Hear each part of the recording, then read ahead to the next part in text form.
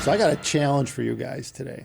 I'm not thinking, but we're going to talk about, okay, I am thinking too, but, but we're going to talk about trying to think back to like the time before you ever even used a headphone or any audio device before, and like what stages of you go through or what kind of things you go through as you get your first headphone or whatever, speakers, but let's go with headphones because that's what we do, right?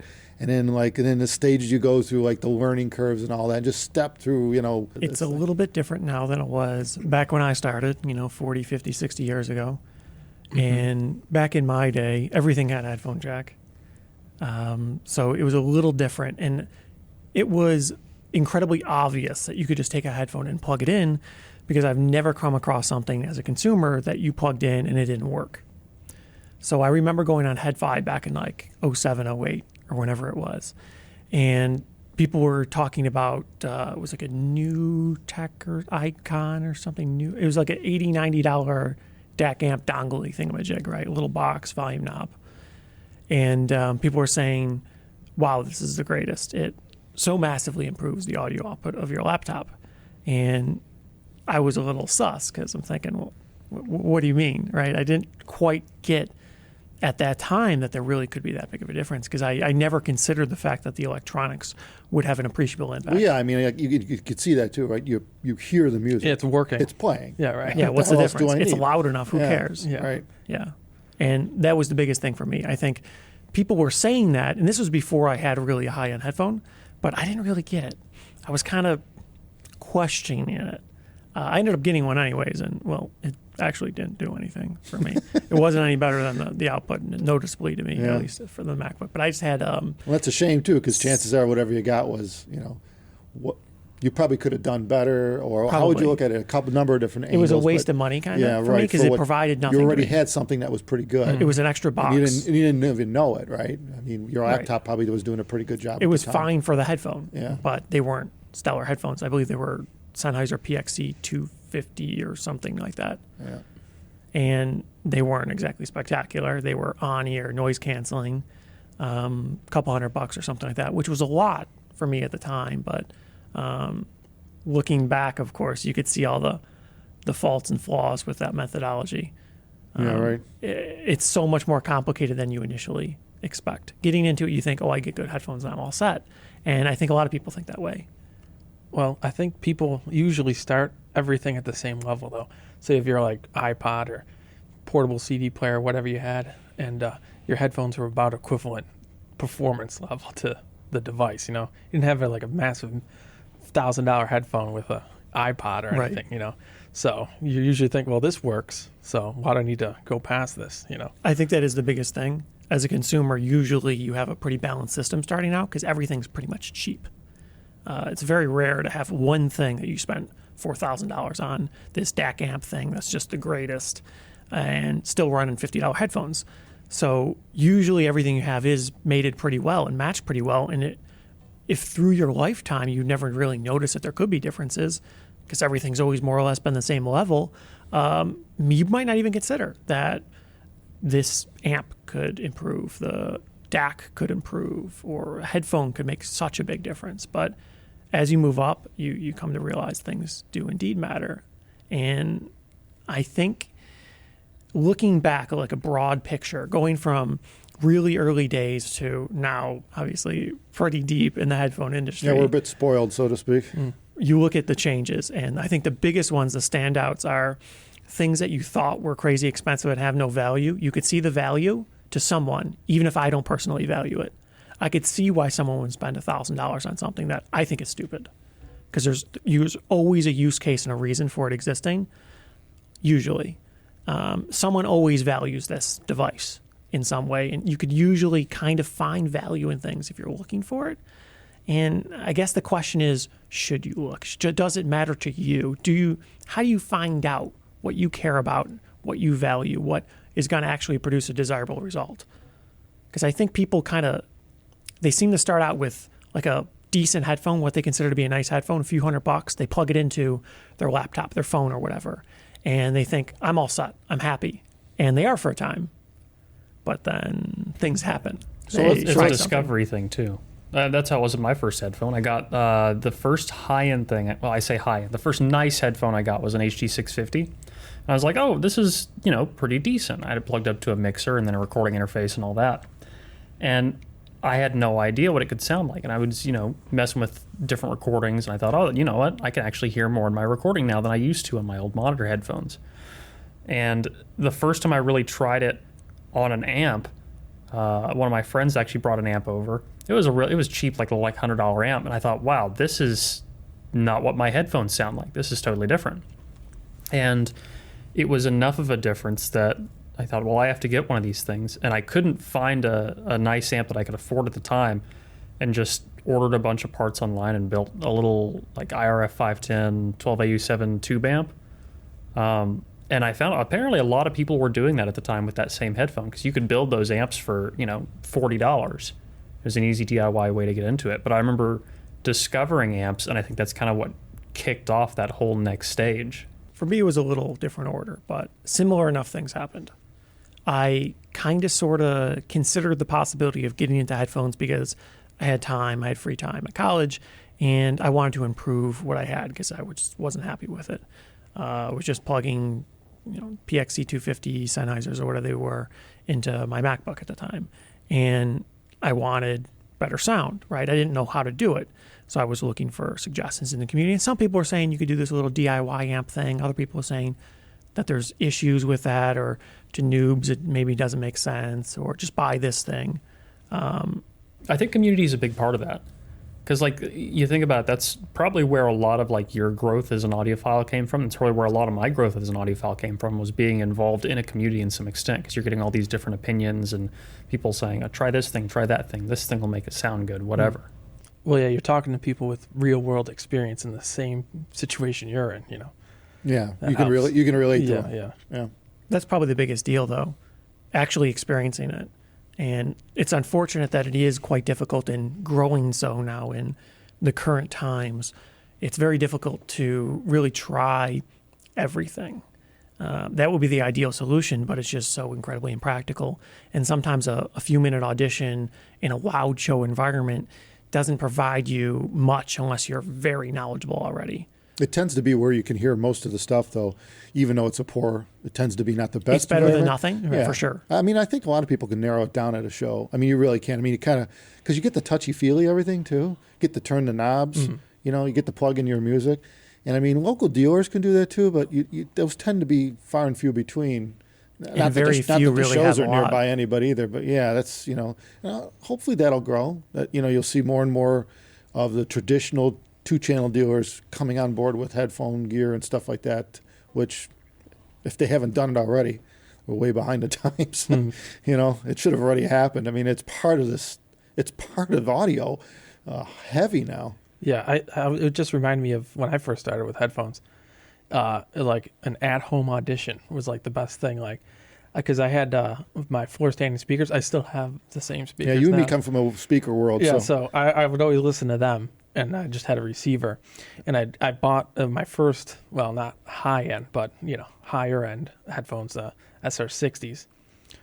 And I plugged them in the receiver, and I'm like, I could hear more than I can with my speakers with these headphones. So that's when I first started realizing, I was like, oh, even with the same equipment I have, you can get more information out of it. that's pretty cool. I mean, and that's true too. Yeah. I mean, it's a much more intimate experience.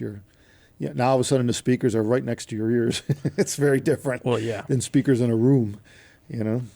I do remember when you got your SR60s, and I suppose that probably was my first sort of high-end audiophile type headphone. And at the time, that was actually, although it was very affordable, it was kind of higher up the rungs than it would be today, Yeah. right? You didn't have the ultimate high-end that you do now back in those days. We should mention these are grottos. I don't know if you said the name, but it's a grottos, Right. which they probably don't make those in that model anymore. But, No, they've you know. updated them 2 times since then. They were very affordable. But I think like a lot of people $80 start or with those something. because they're kind of made in the U.S., which is nice, and I mean they don't make real expensive stuff. They do have one upper end model, but for the most part, I think people know them for their lower end. Well, it was nice because, I remember I went to our local dealer speaker shop, and I tried like the bottom 3 models, and I'm like, I can't really tell much of a difference, so I just got the cheapest ones. Yeah, Right. actually, I had a set of those. The generation after that, the SR80E. That was one of the first ones I ended up with also. And yeah, those were like, decent for, it was like, what, 70, 60 Yeah. bucks, something like that? Yep. Yeah. Mine are fell apart now. Yeah, They don't. yeah, they're not recoverable. No. Well, didn't you tear those apart too and rewire them and stuff? Yeah, they've been modified. We but, put some yeah. JPS wires on that stuff and say, wow, that actually makes a difference, the cable on this, because we never played around with those. We're going back a number of years, but we never played with like headphones like that where you could actually take a relatively average driver and throw some different cables on there and actually notice it. It's like, relative to what they were using stock. I suppose for me, now that I think back, the discovery element was probably the most profound for me. So I would assume it would be very helpful for other people as well. But it is very difficult sometimes to have those experiences. Because I recall, I think it was you first rewired your speakers. And at the time I was thinking, well, what's that going to do? Maybe you could do a little bit nicer job than what they do from the factory, because they use like little crimp-on push fittings and they have 300 million feet long wire and stuff like that. They don't have everything perfectly optimized from the factory because of the difficulty to install. Well, not only that, it takes a bit of time to do this. Like It's if a lot you're- of time, If you're yeah. opening an existing speaker and pulling out the old wire and then putting soldering in new, it's like 3 hours of speaker by the time you're set it down. Yeah, We're it talking about like a sucks. three-way speaker Right. with crossover. It So takes the- a long The time. manufacturer, of course, designs things so it's manufacturable and reliable, not necessarily so it's the best performance you could get, because it's usually just impractical to do and it's not cost effective. In fact, But didn't you do like one speaker at a time because it took so long? Yep. So now you had one speaker with upgraded wiring, our conductors, and then you had one stock.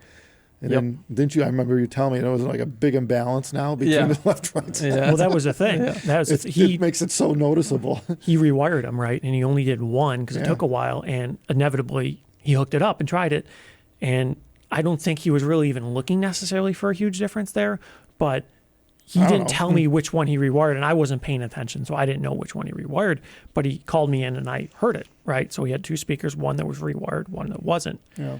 And it's not necessarily that one sounded way better than the other. I think, especially with that massive imbalance, it's very hard to tell which one sounded Yeah, better, what was going on? Yeah. what was happening. But it's it kinda was like shocking. A speaker being out of phase or something. It was totally different. It right. literally sounded like one was broken, like one, the woofer was disconnected, or one was out of phase.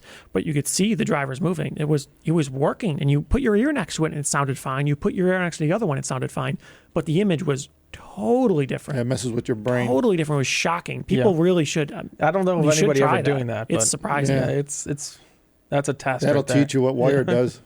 It's In true some too. situations. Yeah, but Well, that's a project. That's but the thing. Yeah, I wasn't really expecting a huge difference, so I didn't really come in with like high expectations or anything. But in the end, I'm like, well, now I have to get on rewiring the other one, Now, Otherwise, it sounds screwed up. Yeah, it's unlistenable match. Yeah. It's no longer a match pair. to be clear, I subsequently rewired my speakers at the time, and I barely noticed the difference. Right? Yeah, we all listened It to it. just- Remember that when Yeah. you did I his? couldn't notice it. Couldn't It tell. didn't have the same effect. When you rewired one, and I had the pair setting there, it sounded very Yeah, similar. and there's probably all kinds of reasons why. Yeah. I mean, this isn't part of this video, So there's all kinds of reasons why that can or can't happen. But that But either also way- explains the confusion when it comes to cables. You could see the issues, right? Yeah, right. Some people don't hear it, some do, and it could be the gear, it could be you, it could be both, it could be all kinds of reasons. So anyway, that's not a part of It's this like that video. with headphones, though, too. Yeah, it's Same true. thing. It's true. The discovery element, it kind of, once you actually observe the difference for yourself,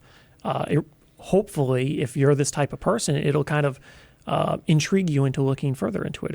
It'll make you want to explore what the differences can be. Maybe I should do something with my own setup. Maybe I should try a different headphone or a different amplifier, or a different DAC, and it kind of makes you want to get into it. And it turns you into almost a different person over time than where you started, because you started out thinking, whatever, I'll just get this cheap thing. What's the difference? I'll plug it into my phone or something. It's fine. Good enough, right? It's pretty good. And at the time you thought it was. But something inevitably kind of kicks it off and starts you on that path, and you come to realize, actually, there's a purpose, there's a place for these things. Maybe I could have just went right towards that thing that I thought was crazy expensive, and I would have got more value out of it. Because we see this all the time. This is People also buy- kind of the phase where people start, like, when they're discovering those things, they start learning the language and the terminology and all that stuff, because now they're hearing something, they need to be able to find out how to communicate it, and they kind of want to understand what other people are saying. Okay, what's this timbre, what's imaging? What do you mean when you say something sounds warm or fast or slow or muddy or whatever? I guess that is a fair point, because that once you get a little bit of experience, I think it does help allow you to really better understand what other people are talking about. And once you actually hear it, once you live through these things, you actually understand these terms and you experience them firsthand, it probably helps you to actually discover what they're talking about better. And maybe it'll help kind of steer you in the right direction. If you take it that far, that's probably the hardest part too, because understanding the verbiage takes time. It's not like you just whip out a book on audio terminology and bam, you're an expert.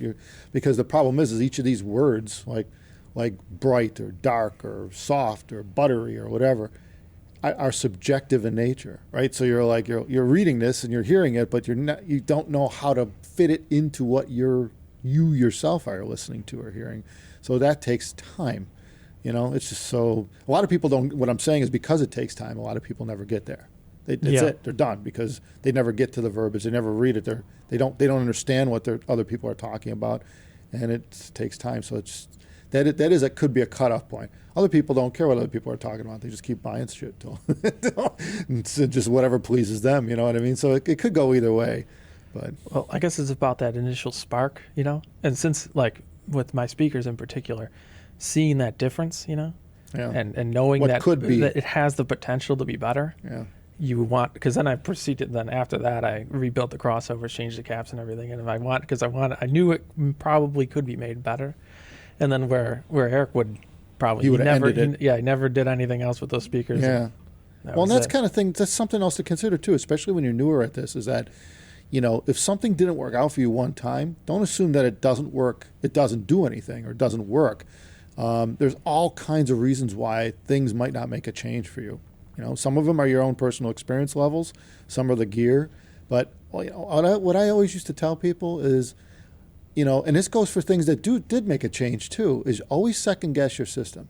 It doesn't, like I know line conditioners were kind of like that in 2-channel. People put these line conditioners in and it solved some sort of underlying issue they had in their system at the time, and they noticed it.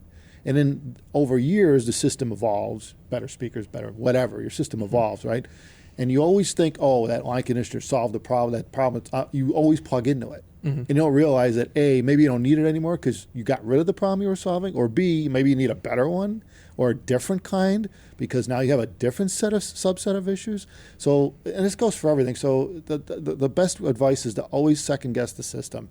Never assume that if something did or didn't work in the past, that it's the same constant thing 2-3 years down the line. Or you make a massive error and you don't realize it.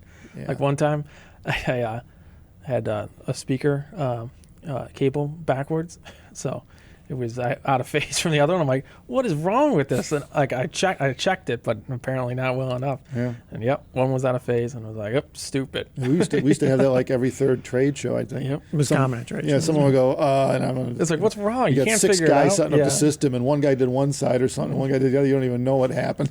Yeah. And then now that I've heard it so many times, it's really easy to pick out all that stuff. Yeah, the first couple of minutes, like, oh, here we go. Yeah, you could just walk in. You could be a room away and tell the sub's out of phase. Yeah. But if you haven't experienced it, you'd be like, something's wrong with this, but I can't figure out why. Well, you're never looking for the simple thing. That's the thing. Your first thing isn't like, is it wrong plugged here. in? That's why they ask that every time, because that's usually the problem. Did you plug it in? Oh, yeah, right. Yeah, your computer's not turning on. Yeah, right. But it's not plugged in. Right. That actually happens, though. Yeah. Shockingly enough. I mean, eventually you kind of hit this point where you've built up a collection, you've tried a bunch of things, and you realize, well, like you said, I could have gotten 1 or 2 nice things instead of spending money on all these things. And you see a lot of people sell out their stuff and they get something really high end and then they settle out and they're good. And they keep something for a long time. There's eventually this point where people rest on, and some people, they stay happy with just a collection of things in the mid-range. But it does seem like eventually people kind of find a spot, they level out, they're comfortable with the terminology, they know what they're talking about, they know, the gear they have and all that. And it's just kind of this, I don't know how to describe it exactly, but like this audio nirvana kind of point that you reach. You know what I mean? Oh, I do. Yeah.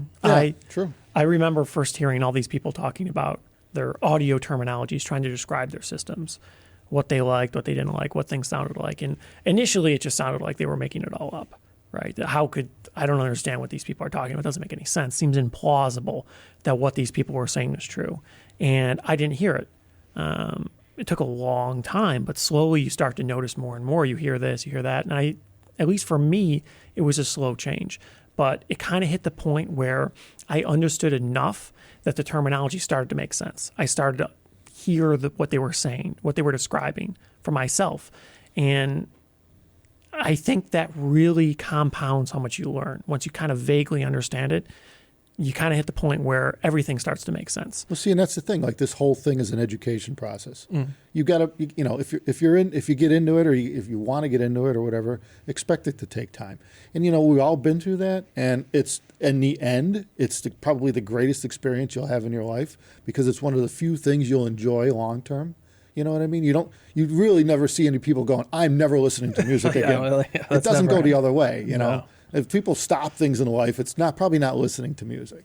It's kind of it's a very cool, fulfilling hobby to be in. So just don't get frustrated with any kind of setbacks. Is the best way to look at this. Well, I kind of took a different approach. I've had like the same stuff for 20 years, just tweaking it the whole time. For the 2 channel. Yeah. So kind of hit a point now where it's like, kind of me too. I've seen everything, like all the other, the improvements and all the electronics and everything. And now it's like, seems like it's about time to actually get something different. Yeah. Right. And I know what I would want to get. Yeah. Now, you're due for new speakers and Yeah. stuff like that. Yeah. I hear you. Yeah. I remember when the guy on Engineering Explained on YouTube started reviewing cars, because that really wasn't where he was before. He was doing like whiteboard discussions on engineering concepts, principles, and whatnot. And he ended up more or less totally changing his viewpoint on cars and what he valued. And he sold his cars and got a different one. Because at the time, what he thought he liked, it ended up being based on his limited information. And you see that a lot in high end too, right? People go around, they rave about this thing. 6 months goes by, they rave about another thing. This is the best thing ever. All right. And it looks foolish from an outside perspective. You think everything you ever look at is the best ever. From a highly experienced outside perspective. Yeah. But you're like, I'll just give it time. Watch, right, it'll change. they're just so enthusiastic about it. Yeah.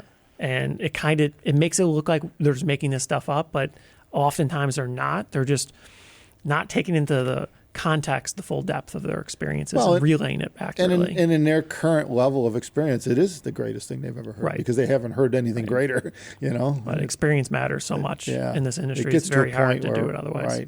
Right. But then again, it's not necessarily something that you really want to wish for, to be highly experienced, because all of a sudden it's tough to find anything that wows you anymore. Right. That is a problem. You're at a point where it's like, I don't know what the hell anyone could make that's going to beat this, and it gets more difficult at the top. You do hear people saying that, in the high end. It just gets so close to, as close as you can get to real, that it's like, well, and I mean, it's still happening. I mean, I'm still seeing it, and we got things upcoming that we see that, that not from us, but anybody. The electronics are still improving, so there's a lot of room. There's still room. But the point is it gets difficult at the top. As they say, the air is thin. Yeah, you're splitting hairs. Right? Yeah. But so it is cool though when something does come up, a new piece of a DAC or something that goes, and you go, wow, this is ticking all the boxes. A lot of times there's always somewhere there's a compromise, and when you hear something that minimizes that, it's always cool. That's basically what we are at the top. We're looking for those last few things that we know we want. Well, suddenly show up you're here. Jaded, Yeah, totally. So, on that note, everyone, if you're just getting started, take your time, enjoy it, and understand each piece one at a time, and just step through the process and see where it takes you. And go from there. Thanks, everybody. Take care.